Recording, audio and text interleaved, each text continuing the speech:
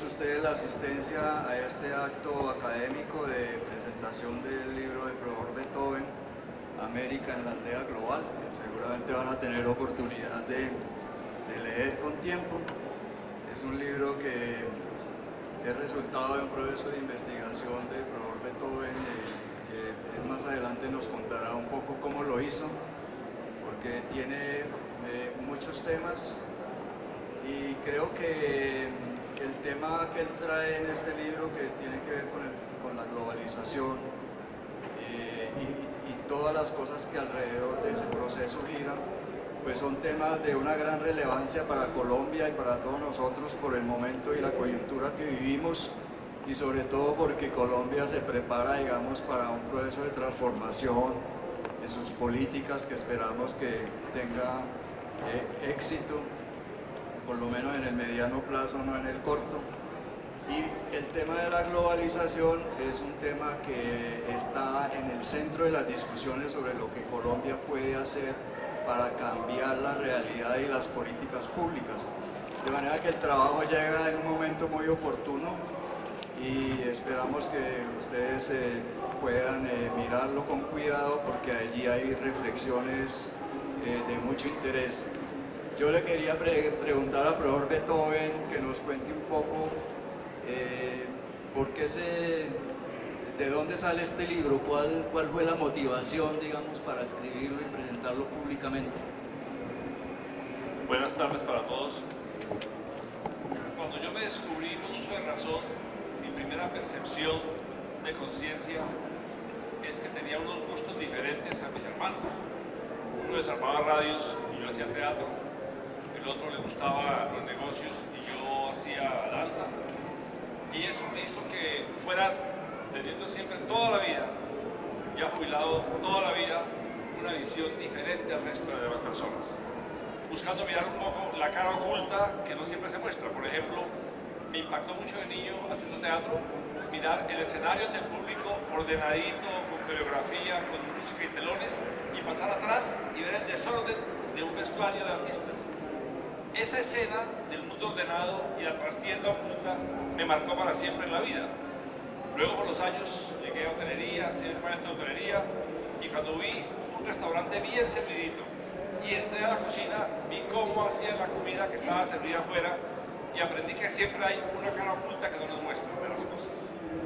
Y quise hacer en este libro el recogido de un cuarto de siglo de trabajo, con apoyo de muchas personas: Hugo Romero, que está aquí presente, Daniel Rojas, que está aquí presente, Giovanni Gómez, que no está aquí hoy, Ricardo Salas.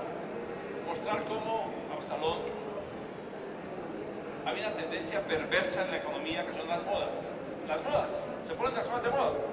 El estado de bienestar, y con Keynes, y la CEPAL, y el stalinismo, el socialismo, o el ocaso de eso y dado en el mercado, una cosa muy grave. Son como religiones, como dogmas, con profetas y con herejes y con infierno para el disidente, y con poca crítica. Por ejemplo, un prójera nacional, Philippe de Lombard, tomó toda la obra de Steiner, de los Andes, toda la obra de Steiner, y no encontró una sola cita de Sarmiento Palacio. Y tomó todo Sarmiento, no encontró una sola cita de Steiner, y preguntó: ¿es que no hay una idea útil de uno que el otro pueda revalidar?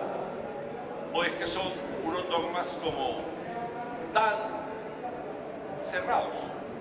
En este trabajo, profesor Absalón, yo quise intentar entender cosas que usted ha hecho, por ejemplo, en el Perú. ¿Cómo entender que 60% de predios agrícolas no estén titulados? Sin título podrán tener crédito bancario, o un proyecto productivo exportador, o pagarán impuestos, tendrán trabajo formal. Es un país de mentiras. Si medio país es ilegal, primero, ¿por qué es ilegal? Mis amigos neoclásicos dicen que eso no es de economía, eso es de historia, antropología, sociología. Pero entender por qué razón tenemos un país tan ilegal o tan no legal es una cosa que me preocupaba altamente. Cuando comenzó la apertura económica y los TLC, era una fascinación, una alucinación. Poca gente, Sarmiento Palacio, Eduardo Chay, Jorge Chay, y yo dijimos, no es tan bueno como dicen. A Eduardo lo sacaron de los Andes de decano por decir eso. Lo sacaron de decano por una carta de presidencia de la República. A mí no me sacaron, pero nos miraban como unos trogloditas. Ver a Hillary Clinton, Sanders y Trump diciendo no queremos TPP, si es que el mundo ha hecho tardíamente el aprendizaje de que hay que ser críticos. Se debe ser críticos. La Academia de Ciencias Económicas ha apoyado esta edición. Yo quiero agradecer a Edgar Rebey, nuestro secretario, a Julio Silva, que está aquí presente, a Fabio, nuestro miembro de la Junta Directiva, al profesor Otero, y a María Teresa Alameda y a Pilar, toda la labor de edición. Me dijeron que fue Semana Santa, un vía crucis, creo que no fue mi intención, pero al principio Absalón es intentar mostrar las cosas que no son de rutina mirar, lo que no dice la verdad oficial. Por ejemplo, ya estaba el libro casi en imprenta y llegó Trump. Todo el mundo se acaba con Trump mostrando el muro, que no se va a hacer, el discurso anti-inmigrante, que no ha podido aplicarlo, lo han parado los jueces, quitar el Obamacare, no lo ha podido hacer, pero lo que sí va a hacer, y apuesto a quien quiera a esta sala botella de whisky podría ser, es que van a rebajar impuestos a los empresarios de 35 a 15. 20 puntos es más de la mitad, rebaja impuestos. Eso va a pasar sin duda ninguna en un parlamento que tiene mayoría en ambas cámaras del Partido Republicano. Eso sí va a pasar. No se habla casi nada, Absalón. Esa es la trastienda que yo digo. Es la parte oculta del teatro que no nos muestran. Y es que la ley Dodd-Frank que hizo Obama está suspendida. Y nadie habla de eso. ¿Cómo no decir que la gran crisis del 29 se causó por abusos bancarios y usar ahorro de la gente para hacer banca de inversión? Para evitar eso se hizo una ley, la ley Glass-Steagall, que Clinton derogó mal aconsejado por Summers. Obama, que recibió un país con 10 de desempleo, lo dejó con 4.5 de desempleo, hizo una ley, Dodd-Frank, buscando evitar los abusos bancarios. Muy rápido Trump ha firmado una directiva que suspende la aplicación de la ley Dodd-Frank. No se puede aplicar la ley Dodd-Frank. Están los banqueros exultantes de gozo. Volverá a haber bancos prestándole a gente que no puede pagar. No tienen empleo, no tienen ingresos, no tienen activos. Les van a prestar porque el Estado pagará mañana la quiebra bancaria. Les van a prestar porque el banco no se queda con las hipotecas, las empaqueta y las transfiere en forma de derivados financieros. Por eso, alguien tiene que decir que el control del poder no es un señor de pelo rubio, dueño de Miss Universo, casado con inmigrantes, que ataca a inmigrantes y se burla de mujeres. Esa es la coreografía del problema. La sustancia es el retorno del capital financiero monopolista al control del Estado, y eso sí se va a hacer más allá de las cuestiones que aparecen todo el día en la prensa sobre los inmigrantes y demás. Había dicho que iba a derogar el NAFTA, ayer dijo no, lo vamos a renegociar, no puede derogarlo. Pero Trump no puede entender que el 40% del déficit con China lo causan empresas gringas en China, que exportan a Estados Unidos productos desde China, que permite que haya baja inflación en Estados Unidos. No le da la cabeza para entender eso, con toda seguridad. Y no le da para entender que si él baja impuestos, como lo va a hacer, y tira bombas, como lo está haciendo, la única forma de financiarlo es con plata ajena. Él no puede financiar lo de Afganistán ni lo de Siria con fondos propios si rebaja impuestos, pero van a tomar deuda pública, lo han hecho siempre. Y China tiene la mayor cantidad de bonos americanos del Tesoro en su poder. Que se meta con China, no sabe lo que China podía hacer. Por ejemplo, al día siguiente de posesionarse, habló con la presidenta de Taiwán, mal aconsejado por un asesor que es taiwanés. En 24 horas tuvo que decir, no, yo reconoceré una sola China. Porque el día que China decida vender los bonos en el mercado, el dólar terminaría su vigencia como moneda patrón mundial. A él no le da para entender eso. Los mercados sí lo entienden. Por eso, Absalón, este es un libro solamente de un llamado, es una voz de alerta poca gente.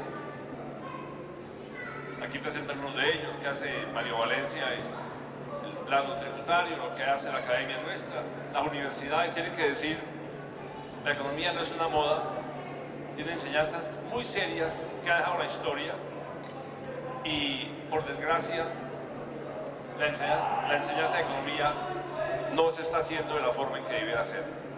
Dedico un capítulo a eso, lo traje con Ricardo Salas, a quien no veo aquí, para agradecerle, mostrando a Absalón la profunda alienación, castración que implica hoy la enseñanza de la economía, como se está haciendo.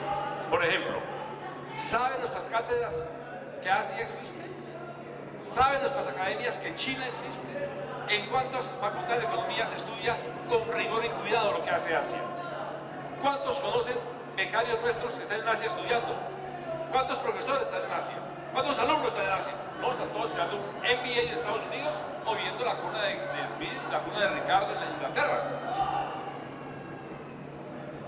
Si Colombia quiere mostrar su forma de comprender el Pacífico, hay que ir a Tumaco, a Buenaventura, a Timbiquí y ver cómo Colombia vive el tener cuenca pacífica y estar fuera de APEC, por ejemplo. No existe para nosotros. Otro ejemplo, hubo una crisis severísima financiera. Se quebró la banca americana y la de Islandia y la de Portugal y la de España y la de Grecia. ¿En cuántas facultades de economía se cambió el pensum? ¿En cuántas incluyó la crisis como un tema de estudio? ¿Cuántas estudian el manejo financiero que hacen los bancos al nivel de los países? No, seguimos enseñando las curvas y los modelos a ir a equilibrio, incomputable y general. Y la realidad no. Piketty, de quien hemos publicado un libro con apoyo de Jesús Aníbal, a quien no veo, quiero agradecerle a Editorial Aurora. Hicimos en la academia, escribimos con el profesor Otero, con Julio Silva, con todos los colegas sobre Piketty. Dice Piketty que los economistas tenemos hoy una fascinación infantil por la matemática. Eso coincide con lo que dijeron Stiglitz y Kruger en el estudio norteamericano para doctorados, y es, se quedó la parte instrumental, no se leen los clásicos, hay poca teoría y casi nada de realidad. El concepto de alienación, que está en Hegel, que está en Marx, que está en Freud, significa que uno vive en otro, vive fuera de sí mismo, o por la religión, que lo aliena, o porque se enajena, por ejemplo, por el amor.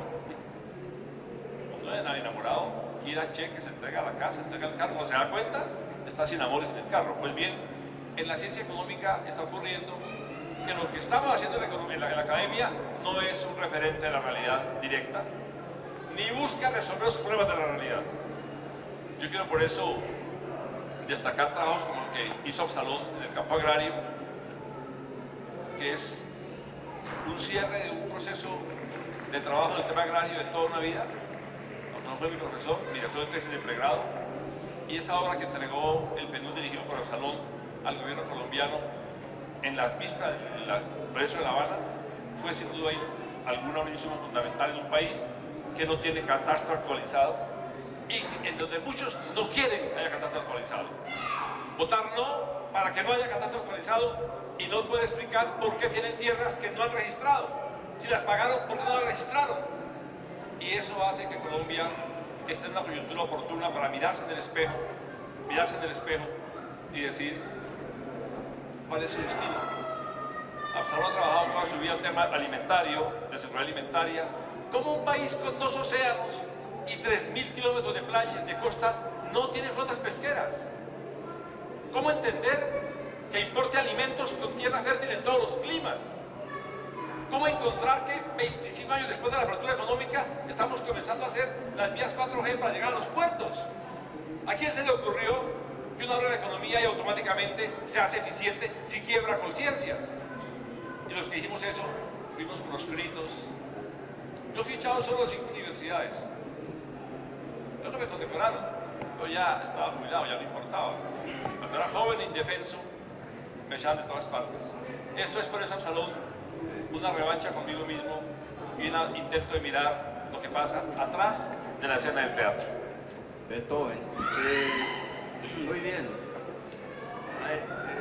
Cuando yo leí este trabajo de Beethoven siempre me quedó una pregunta en el aire que que me sigue dando vueltas y quisiera que el profesor Beethoven hiciera alguna referencia a él porque tiene mucho que ver con los temas que él trata en su texto.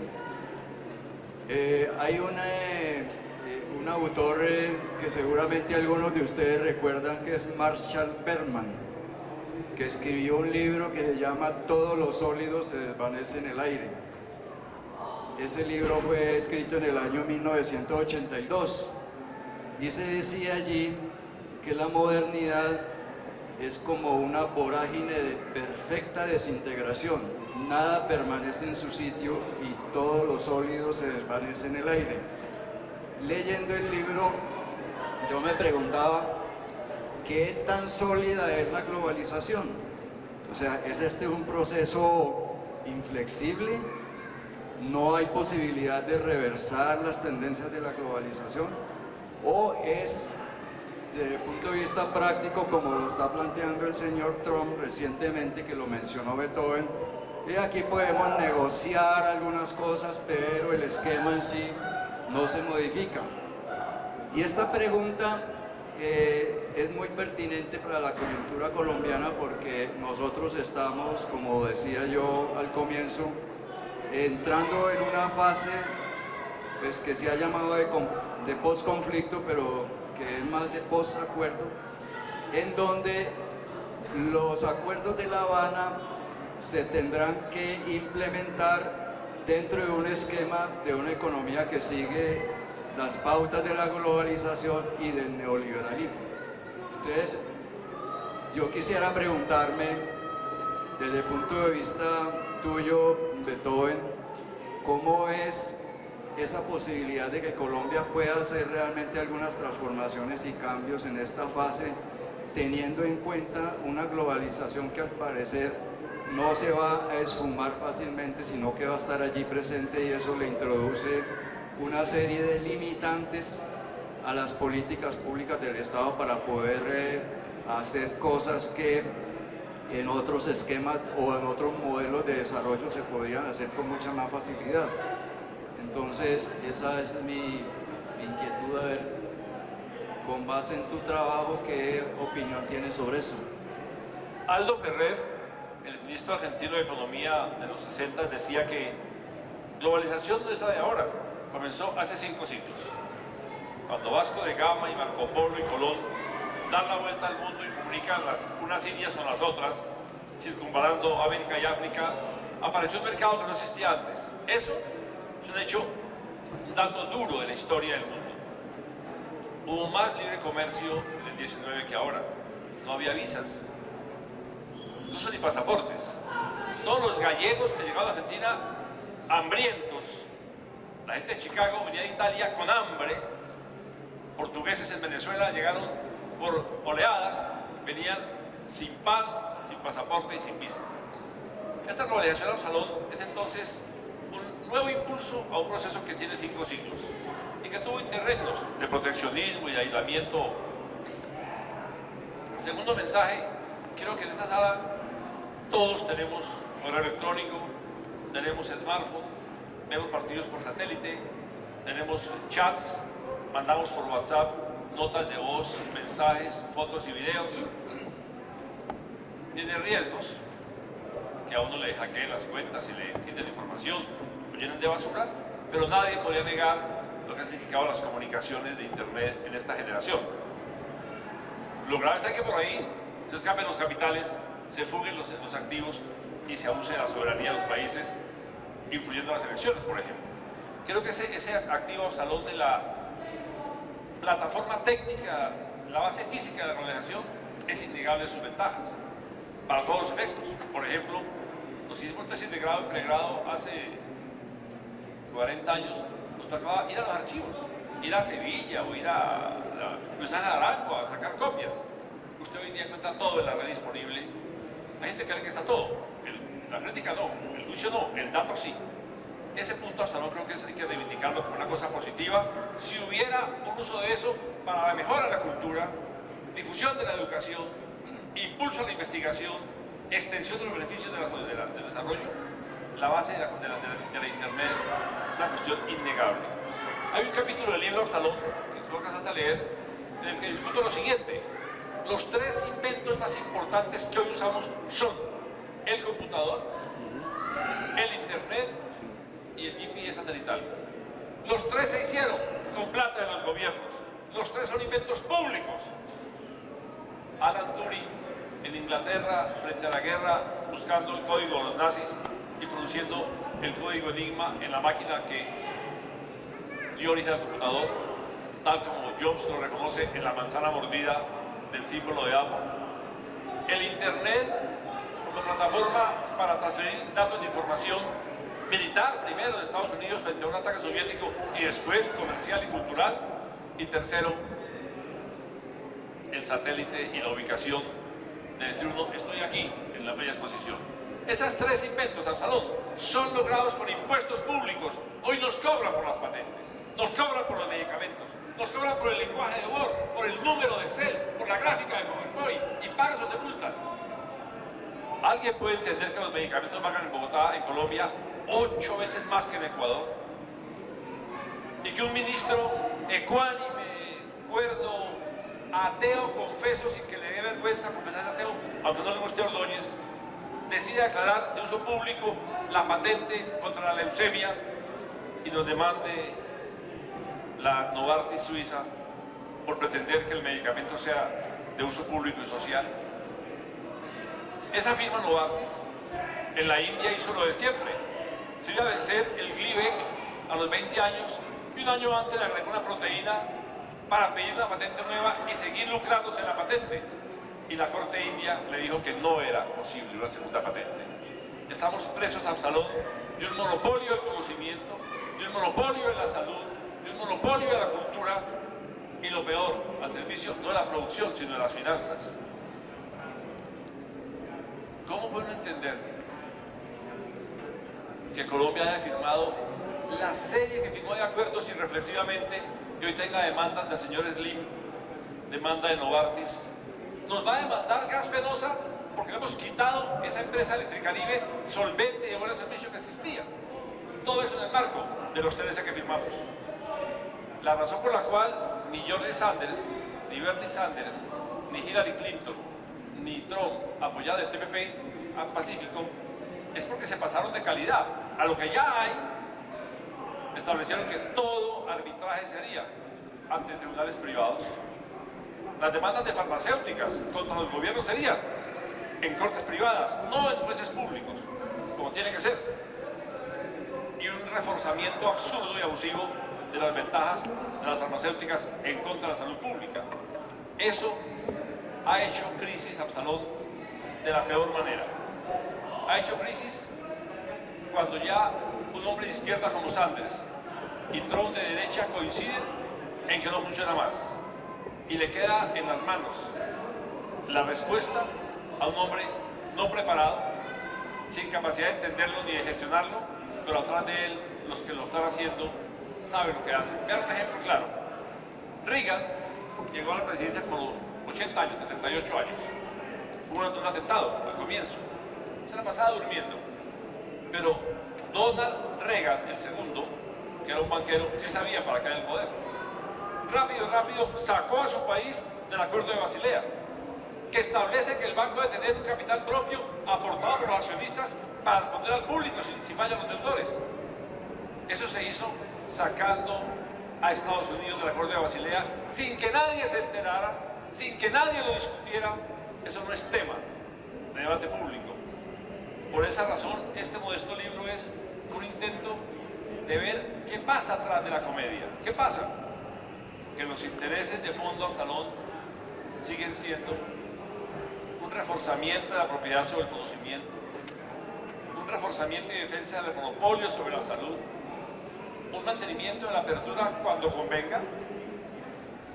¿Alguien se puede explicar por qué razón los europeos y norteamericanos se fueron todos a China hace 40 años? Estaban buscando bajos salarios, estaban buscando poder contaminar. 20 ciudades chinas hoy en día no se ve la gente a 50 metros. Estaban buscando el no pago de impuestos. Claro, lo hicieron. Y no conocían a China. Pensaban que China iba a ser para siempre un taller barato para ellos. Hoy ha dicho Jack Ma, el dueño de Alibaba, a partir de ahora voy a vender las copias. Y la OMC, problema de la OMC. Yo con 1.000 millones que tengo de compradores, me basta suficientemente bien. ¿O por qué razón el producto que yo hago en China, con los mismos materiales que el de Benetton, el mismo trabajador que hizo lo de Benetton, en el mismo lugar de Benetton, debe venderse más caro afuera al servicio de Benetton, Versace y Armani y no de nosotros? Lo que ha ocurrido en Absalón es lo que llaman en inglés race to bottom, una carrera hacia el fondo de competencia al bajo salario, a la contaminación, a la no regulación, a un mundo sin sindicatos. Ahí están las consecuencias. China es hoy una potencia, la segunda del mundo en tamaño del producto, y no tiene Occidente una forma de enfrentarla. Yo estaba en Pudong, la zona franca de Shanghái, muy impresionado al ver Absalón 200 rascacielos, cada uno de 100 pisos, hechos por el Estado, para entregarle a la BOI, a Versace, a Armani, a todas ellas, sin pagar arriendo, ni pagar el edificio, ni pagar IVA, ni pagar arancel, ni pagar renta, ni pagar patrimonio, pudiendo contaminar y sin sindicato. Pero lo entrega la patente. Porque si no la entrega, igual el chino lo va a copiar. Y si el iPhone es designed in California, assembled in China, el Huawei ya no es designed in California. Ni Photon, ni Lenovo son ya designed in California, son designed in China. No tiene Occidente la capacidad de enfrentar lo que hace China, porque no tiene la capacidad de comprenderlo siquiera. Y la academia nuestra, las universidades me refiero, fallan severamente en hacer de la economía una ciencia de la realidad que explique lo que pasa, pueda ayudar a entender lo que ocurre y permita gestionarlo.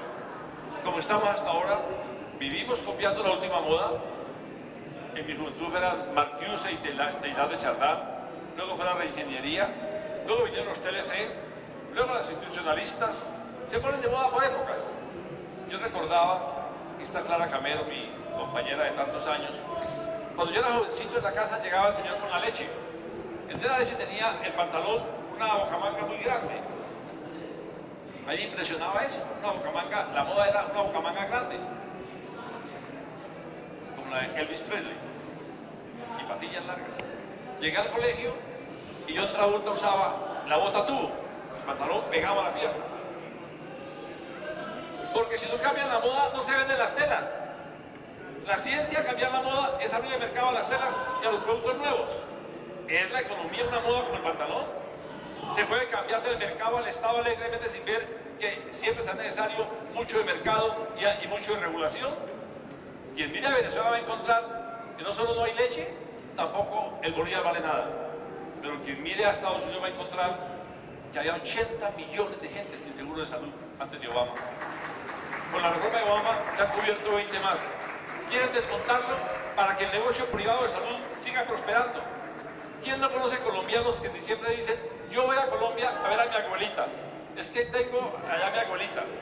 Una monitora mía aquí presente, cada que tiene que referirse a alguien que sea para ella motivo de felicidad, habla de su abuelita. Pues bien, todas mis alumnas del exterior dicen, voy a Colombia a ver a mi abuelita.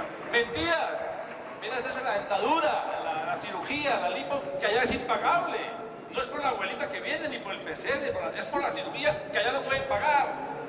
Igual que el estudiante que va a Estados Unidos, si va sin beca, viene hipotecado por siempre.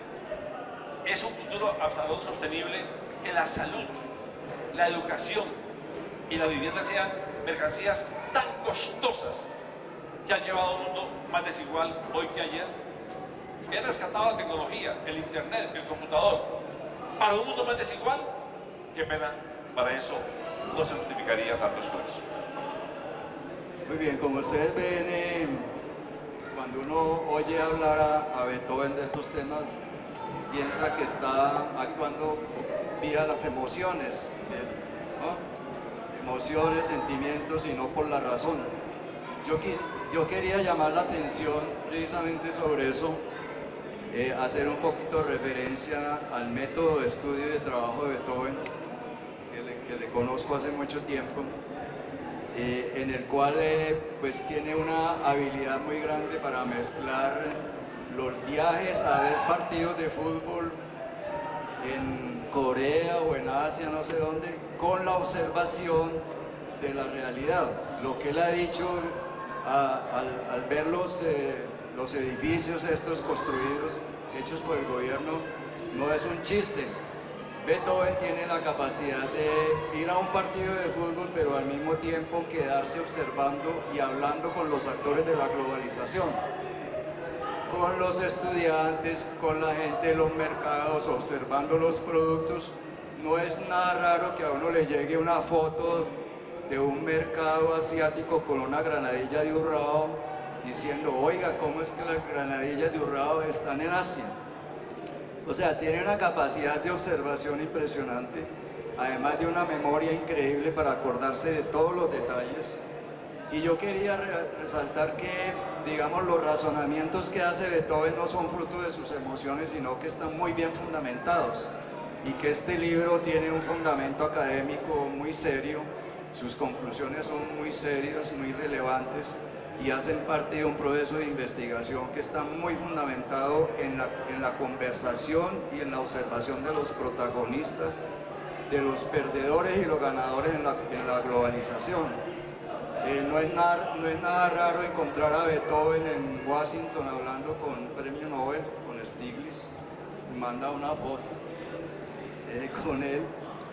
Pero tampoco es nada raro encontrárselo en una plaza de mercado hablando con un campesino o con un consumidor preguntándole por qué está comprando ese producto, sabiendo que en su país también existe el mismo producto y que por qué está pagándole ingresos a un productor que nada tiene que ver con la realidad nacional.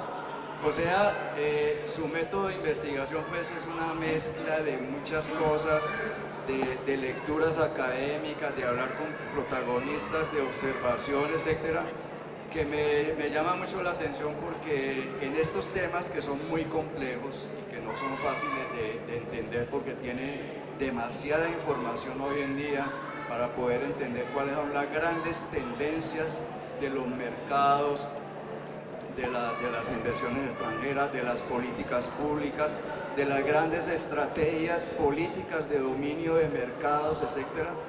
Que esta forma de investigación y llegar a concretar, digamos, tanta claridad sobre temas que son muy complejos, es resultado de un proceso de investigación, y me gustaría que Beethoven nos contara un poco más en detalle cómo es que él llega, digamos, a plasmar en un libro un cúmulo tan grande de ideas con tanta claridad, porque me parece que aquí hay muchos estudiantes, estoy observando, y sería muy bueno que él le contara a los estudiantes cómo tienen que entrar a hacer investigación para que puedan estar en estos escenarios más tarde presentando sus trabajos como lecciones prácticas de cómo investigar y cómo entrar en estos temas tan complejos que no son fáciles de entender. Gracias, Absa. Yo no quisiera avanzar sin dejar bien presente mi profundo agradecimiento a toda la gente que me ha apoyado siempre, a la Academia de Ciencias Económicas, a Raúl Alameda y Manuel Ramírez, nuestros maestros hoy ausentes, a Salomón Calmanovitz, a Homero Cuevas, Leonidas Mora, Clemente, mis maestros, a mis monitores de hoy en día, a Edison, a Caterine, a los de antes, Hugo, Romero, a mis alumnos aquí hoy presentes, Juliana, Ana y Laura, y Jaime, los politólogos, Jonathan, sus ideales, a Lucas, para todos ellos, a Diana Vidal, a Vanessa Vivero, todos mis amigos, y decir esto en 3 frases al salón. La primera, yo sí comienzo a trabajar por aquello que me duele. Yo sí escojo los temas por aquello que me repugna, que me duele y que me conmueve. Por ejemplo, la desigualdad. Muy jovencito en un convento una monja me dijo, es que en la sociedad hay clases sociales diferentes por igual razón en la mano, no hay dedos iguales. Yo le pregunté, ¿y cuál dedo le quitó la tierra al otro? La desigualdad sí me repugna. Por eso el trabajo de Piketty me parece iluminante por la gente que dice que no, que la desigualdad es una cosa de gente envidiosa. El tema de la pobreza, que la reduzcamos y ya. Como China saca gente de la pobreza, ha habido avance. No, la desigualdad ha retornado y sí es repugnante. Sí es repugnante. Llegué a Bruselas, como dice el salón, al Parlamento Europeo, a exponer Piketty, y comencé diciendo lo siguiente. Esta mañana yo aterricé de América, de Europa, aterricé en Madrid, y claro, después de 11 horas, no tiene que ir al baño, y más si es tercera edad. Yo estaba muy cerca de ejecutiva, pero estaba en económica, y estaba la fila de todo el mundo yendo al baño. No alcanzaba yo, no alcanzaba a llegar a esperar la fila del baño. Entonces fui a ejecutiva al entrar al baño y no me dejaron. ¿Por qué? Porque usted no es de ejecutiva, pero tengo urgencia biológica, no es de ejecutiva, soy tercera edad, no es de ejecutiva, y no pude entrar.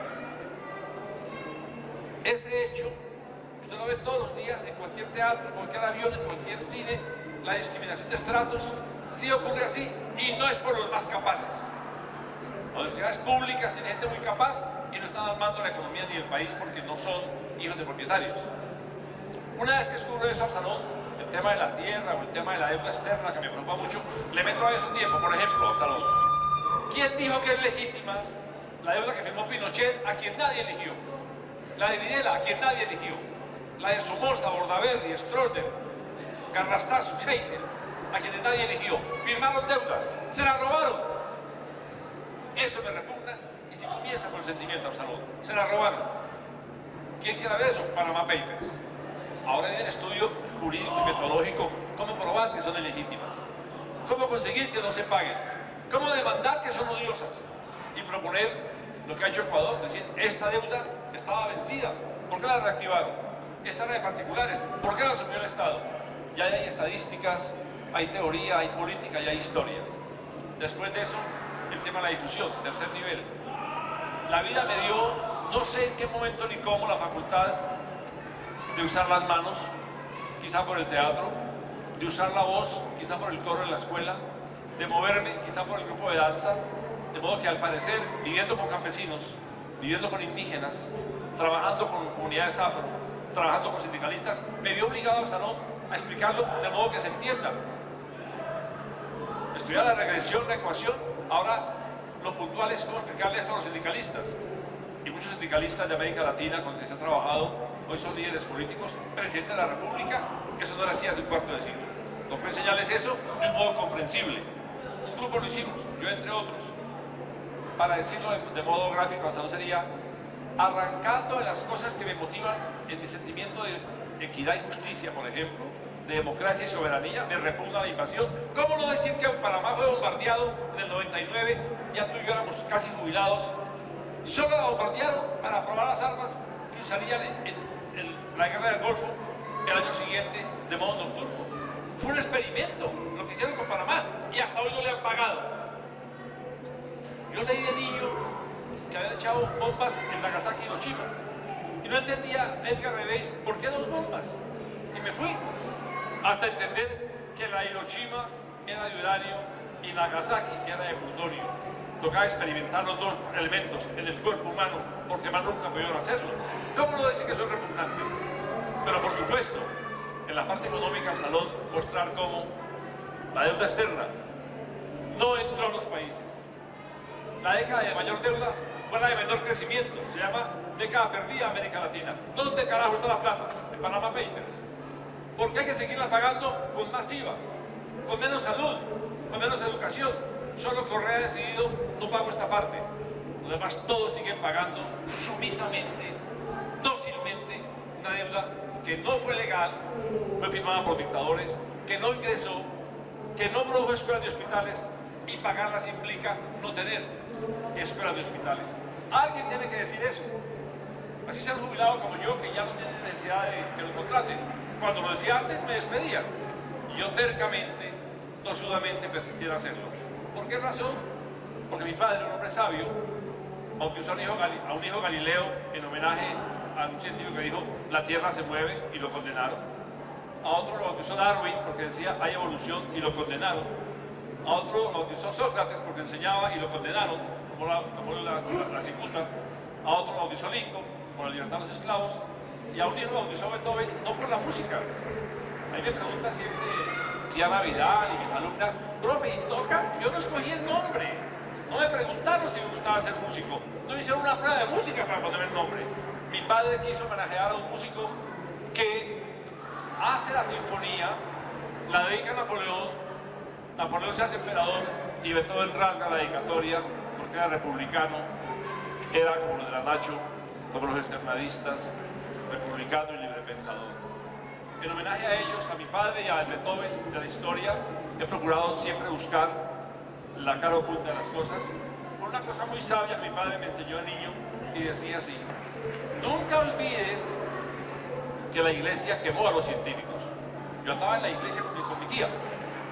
Nunca olvides que la misma gente que el domingo de Ramos aplaudió a Jesucristo, el viernes lo crucificó. La misma gente, no cambió Jerusalén de población. La misma gente que hizo Osana, Osana el domingo de Ramos, esos votaron crucifícale.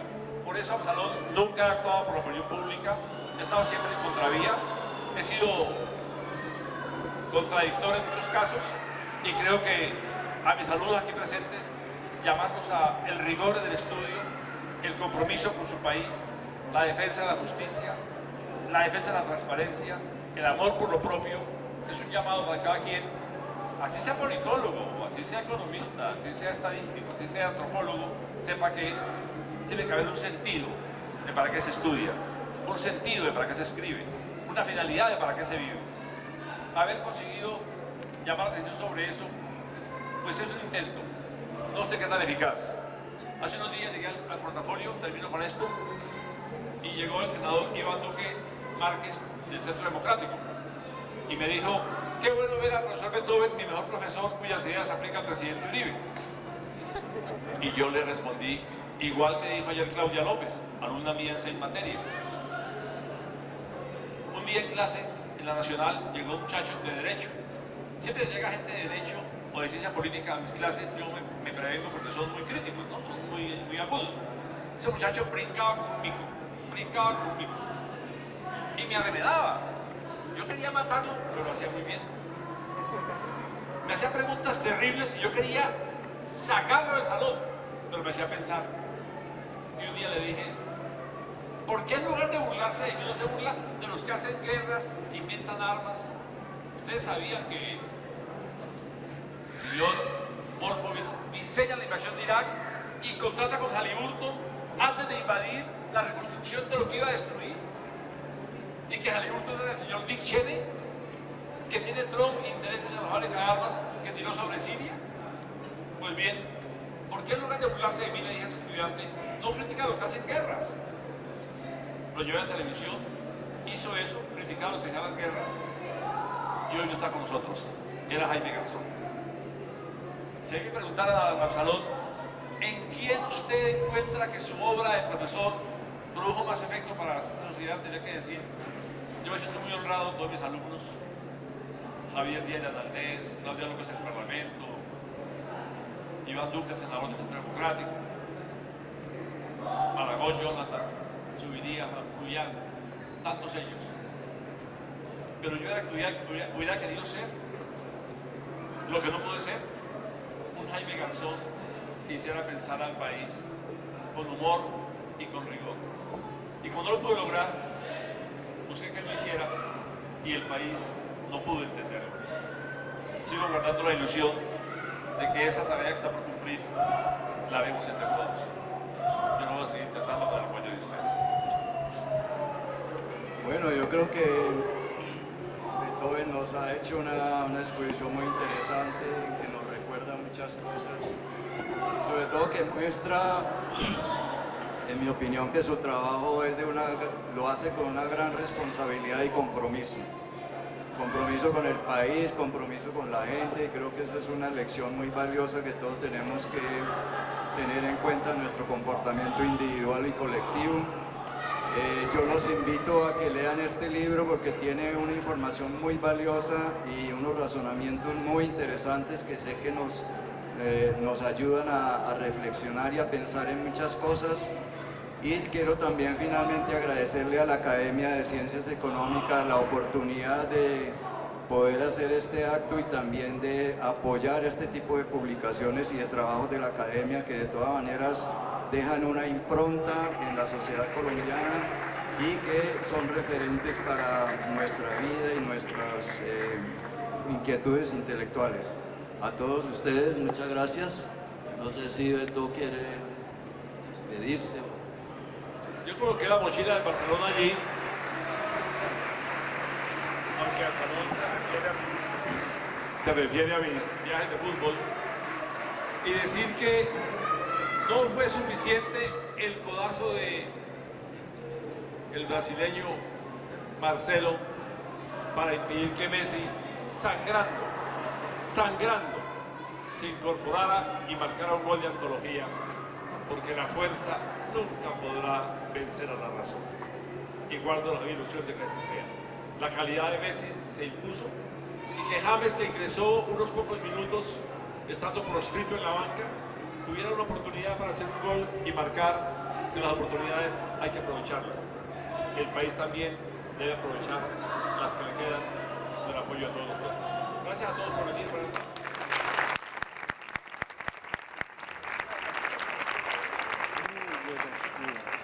Esta queda grabada también para consultar la academia.